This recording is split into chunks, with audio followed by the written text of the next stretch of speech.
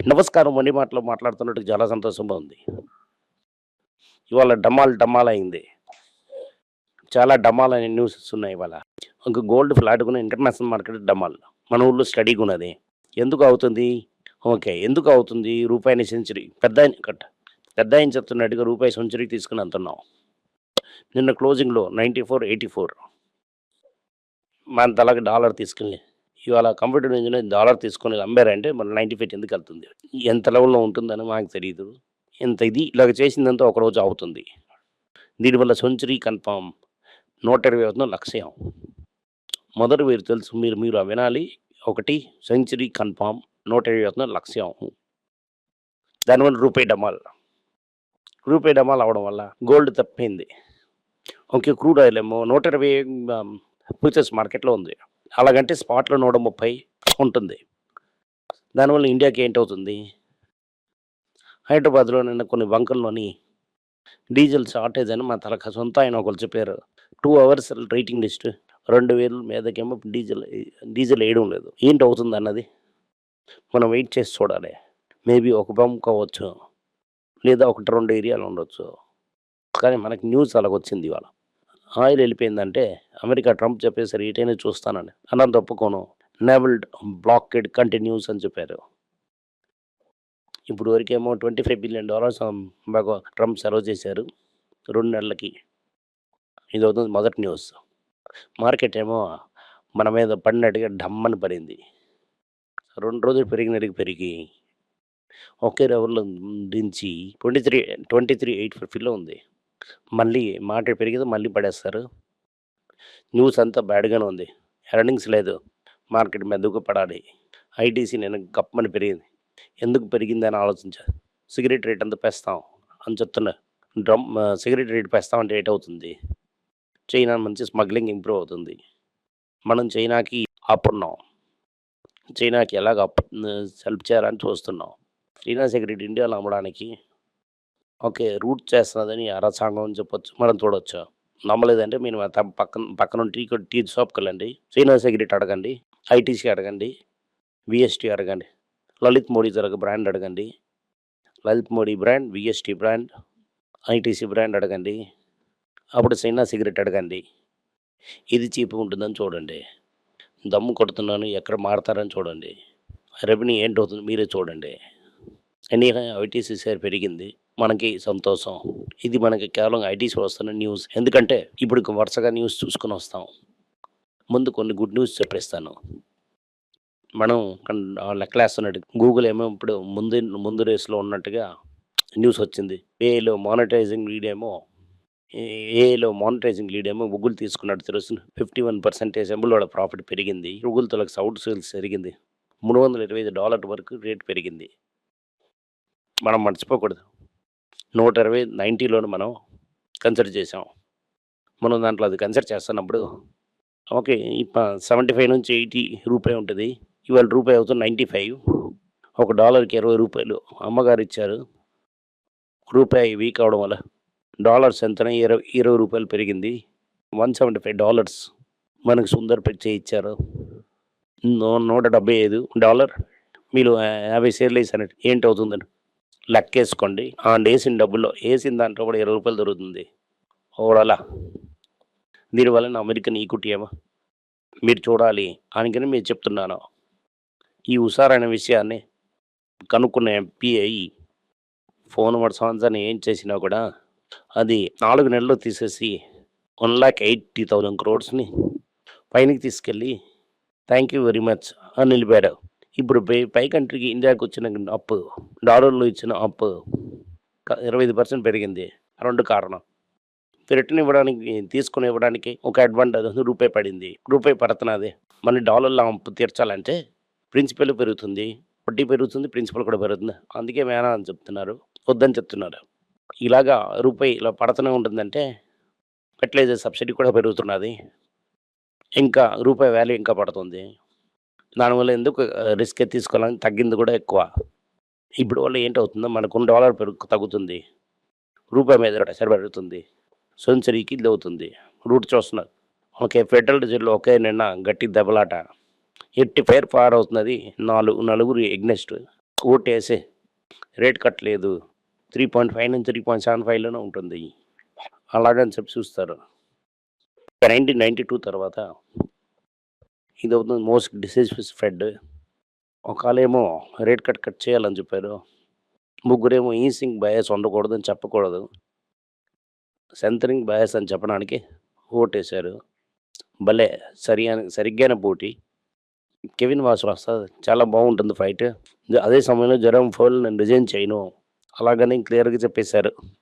Next అవుతున్నది gold ఇవాళ international మార్కెట్లో మళ్ళీ పెరుగుతున్నట్టుగా అంటున్నారు. దీనివల్ల మనకి అది గుడ్ న్యూస్. టాటా రాష్ట్రంలో న్యూల్ టాటా ఏం చెప్తున్నారంటే 29,000 crores ఏమో ఎయిర్ ఇండియాలోని ఈ డిజిటల్ బిజినెస్లో జరిగింది. It's okay. ఎందుకు లాస్ అయింది?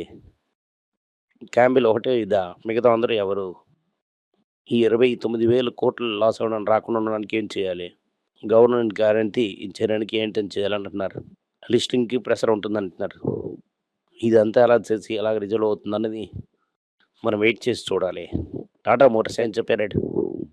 ఒకే సంవత్సరంలో 144 పేటెంట్లు బయట తీసాం.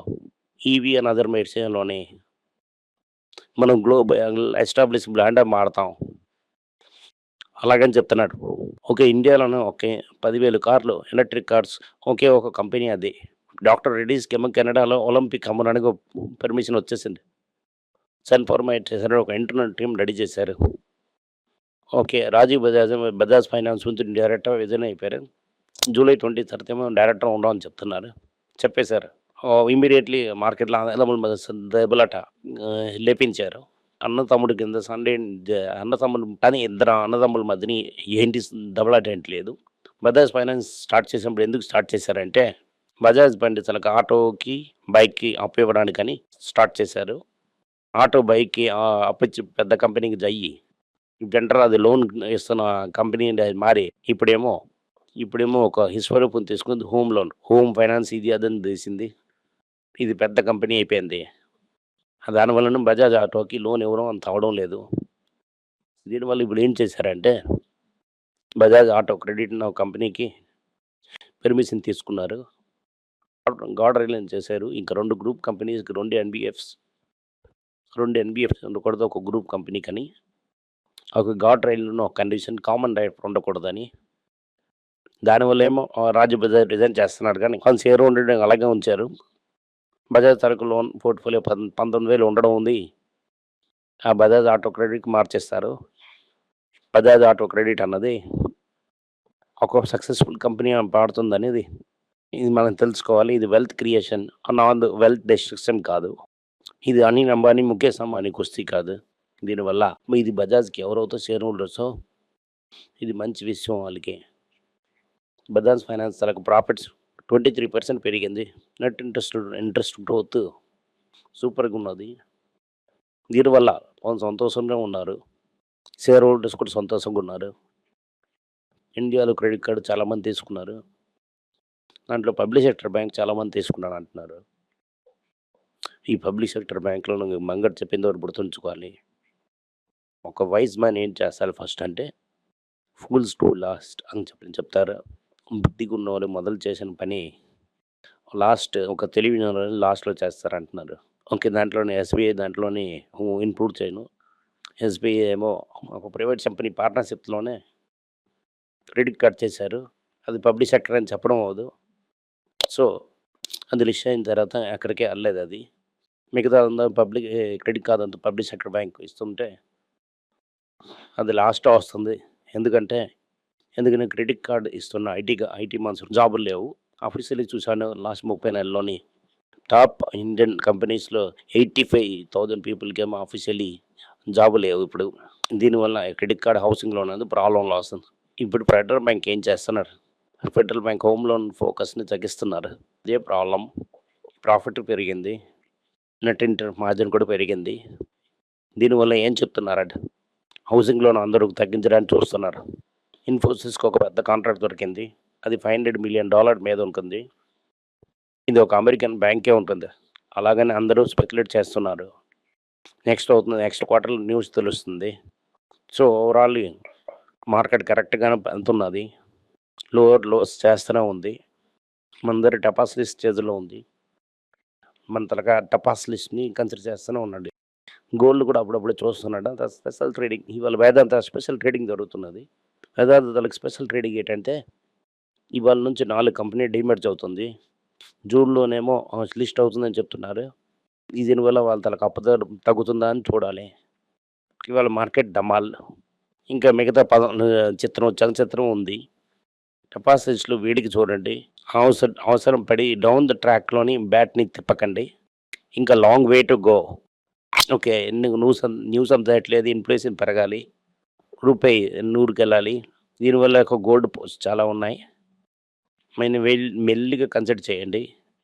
ఈ ఇయర్ అంతా మనకు ఆపర్చునిటీ ఉంది. అవసరం ఏంట్లేదు. Thank you. నమస్కారం. అందరికీ నమస్కారం. రోజని financial literacy, money for nothing అన్నది రెండో పార్ట్ అది. చెక్స్ ఎలాగా, డిపాజిట్స్ ఎలాగని, డబ్బులు ఎలాగొచ్చిందని, బార్టర్ నుంచి డిమానిటైజేషన్ వరకు కవర్ చేసాం. పిల్లలు ఏజ్ 10 to 12 పీపుల్కి చాలా యూజ్ అవుతుంది.